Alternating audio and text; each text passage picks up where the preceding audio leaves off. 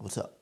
What's going on, YouTube? Welcome back. All right, today I have another basketball review for you guys. This one is Tarmak BT500x Grip FIBA Approved Edition. All right, there's two versions of that. But anyway, let's get right into it. All right, let's go. Yay!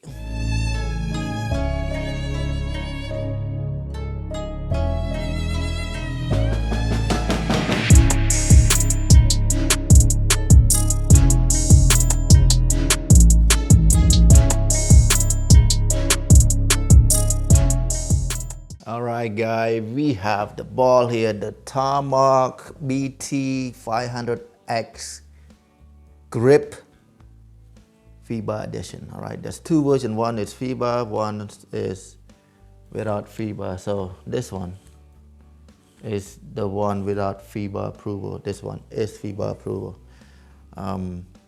But you know, the company is not Tarmak, right? Tarmak is just a basketball brand, I guess. But it is under Decathlon. It's a French company. It's a fairly big company. They not just sell basketball goods, they sell other stuff too. I think their revenue is like $11 billion, like something like that. But yeah, it's fairly big company. They have store all over the world. This one shipped to me from Oakland, California. But it's the way they ship it. Let me show you real quick how they ship it to me. So I ordered 3 basketball, right? And they inflated like this. You see it? So all 3 basketball, I'll put it away.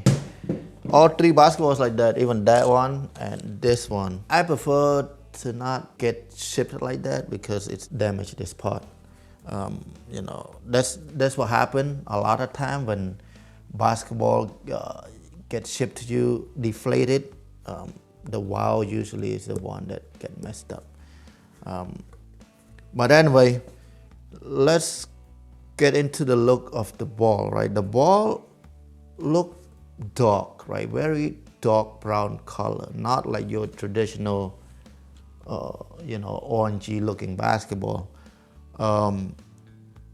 And it's similar to if you ever own a full leather basketball when it's completely broken in, like if you play for years and years and years, those leather basketball, I'm not talking about composite or anything, I'm talking about full leather basketball, it's gonna turn this color, very dark brown color. Because the color of the panel is dark, you can't really see much on the detail, like the prints and stuff. But this ball actually have better font and print or detail on the ball. I post it right here, you guys can see it. The ball made in China, and what's interesting about this ball, it say inflated to 9 psi. To me, 9 psi is high, like very bouncy.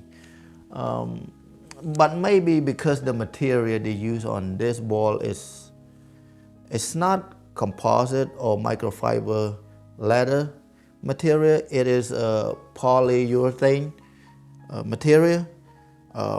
Maybe that's why they tell you to inflate to 9 psi.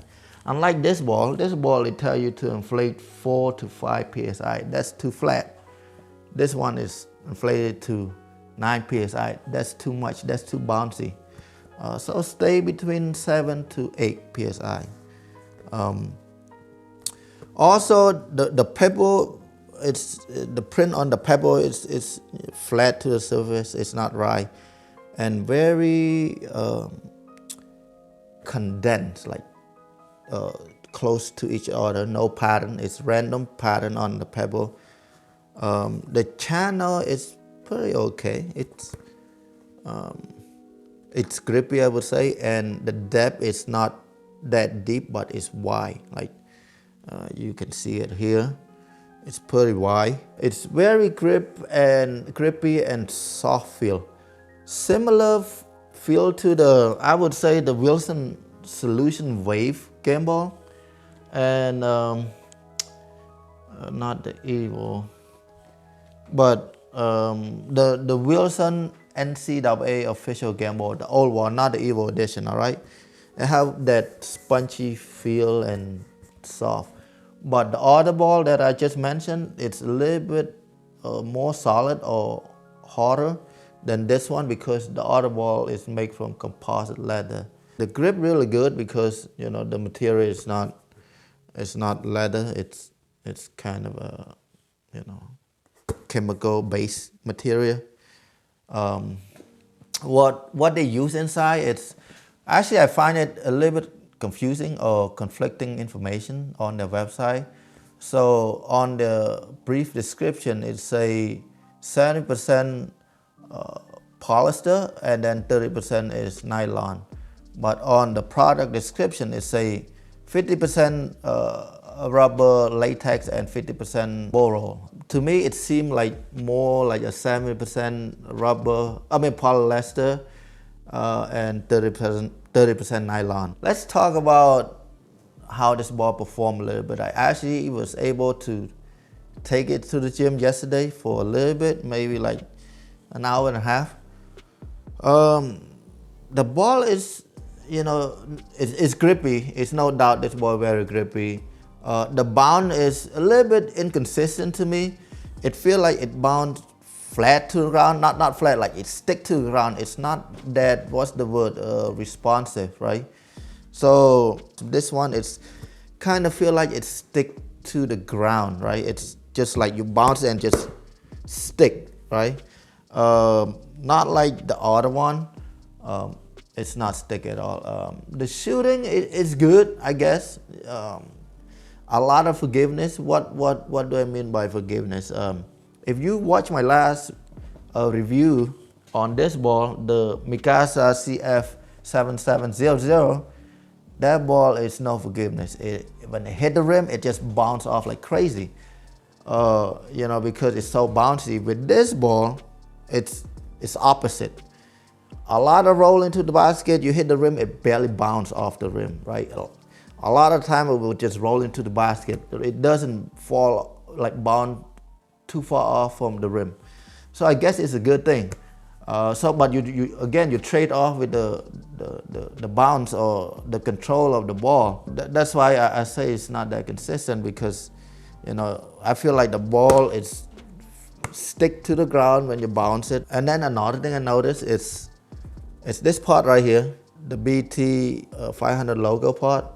Man, that part is annoying. So every time my finger would roll into it when I try to grab the ball and shoot with it, and if my finger would land on this part, it's like distracting, right?